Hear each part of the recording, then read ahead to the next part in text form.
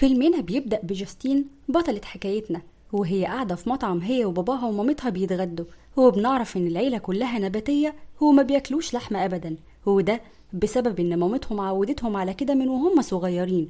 وبعدها بنشوف جاستين وهي في كليتها الجديدة، وبنعرف انها كلية طب بيطري. وبنعرف كمان ان اختها الكبيرة اليكسيا هي كمان في نفس الكلية. وبنعرف برضو ان باباها ومامتها كانوا في نفس الكلية وتعرفوا وحبوا بعض من خلالها.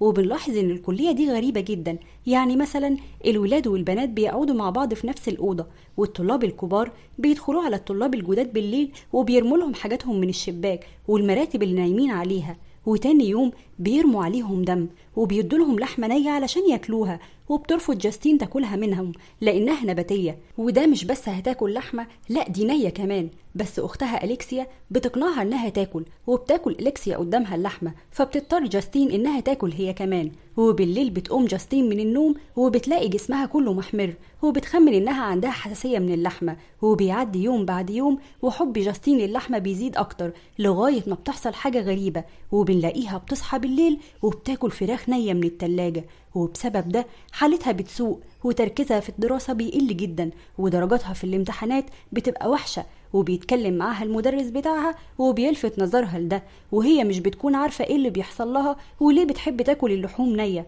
وبنشوفها بعدها هي واختها اليكسيا، وبتكون جاستين بتستخدم مقص وبتقطع صابع اختها بالغلط. واول ما اليكسيا بتشوف الدم بيغمى عليها، وبتتصل جاستين بالاسعاف بسرعه، وبتفضل قاعده مستنياهم. وفجاه بتمسك صابع اختها وبتاكله، وبتكون مستمتعه جدا. وبتفوق اليكسيا في الوقت ده وبتتصدم من اللي جاستين بتعمله، وبتيجي الاسعاف وبيروحوا للمستشفى. ولما اهلهم بيسالوهم ايه اللي حصل بتقول لهم اليكسيا ان في كلب اكل صباعها. وبتعدي فتره وبيبقى اكل لحم البشر وشرب الدم عاده بالنسبه لجاستين. والمفاجاه ان اليكسيا بتطلع هي كمان بتاكل لحم البشر. وبنشوف بعد كده ان اليكسيا بتستخبى على الطريق السريع وبتطلع فجاه للعربيات علشان يعملوا حادثه، وبعدين بتجري تاكل اللي في العربيه. وده بنعرفه لما بنلاقي عربيه جايه من بعيد وبتحاول جاستين انها تمنعها من ده، لكن اليكسيا بتقول لها ان ده بقى ادمان عندها ومش هتعرف تتعافى منه. واما جاستين فبتحاول على قد ما تقدر انها تسيطر على نفسها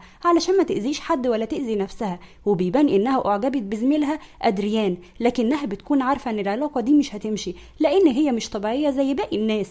وبتقول لها اختها انها تتقبل نفسها زي ما هي كده. وبتفضل جاستين تحاول تمنع نفسها من اكل لحم البشر. وفي يوم بتكون قاعده مع ادريان وغصب عنها بتكون عايزه تاكله، لكنها بتمنع ده وبتاكل جزء من ايديها علشان ما تاكلهوش هو، لكنه بيتصدم منها وبينهي العلاقه دي. وفي يوم بتكون جاستين سكرانة ومش فايقة وبتكون جعانة جدا، وفي الوقت ده بتاخد أليكسيا للمشرحة وبتاكل جثة من هناك وبتصورها وهي بتاكل. وبعدها بيوري أدريان لجاستين الفيديو وبتتصدم جدا، وبتكون كل الكلية شافت الفيديو ده وبتتخانق هي واختها وبياكلوا لحم بعض قدام زمايلهم وبيبقوا منبوذين في الكلية. وبعدها بتكون جاستين في الأوضة نايمة، ولما بتقوم بتلاقي أدريان زميلها في الأوضة رجله متاكلة بطريقة بشعة جدا، وبتفكر إن هي اللي عملت كده وهي مش في طبيعتها، وبتتخض وبتحس انها مجنونه. لكن بعدها بتبص بتلاقي اليكسيا اختها قاعده على الارض ووشها مليان دم، فبتعرف ان هي اللي اكلته. وبتتسجن اليكسيا اختها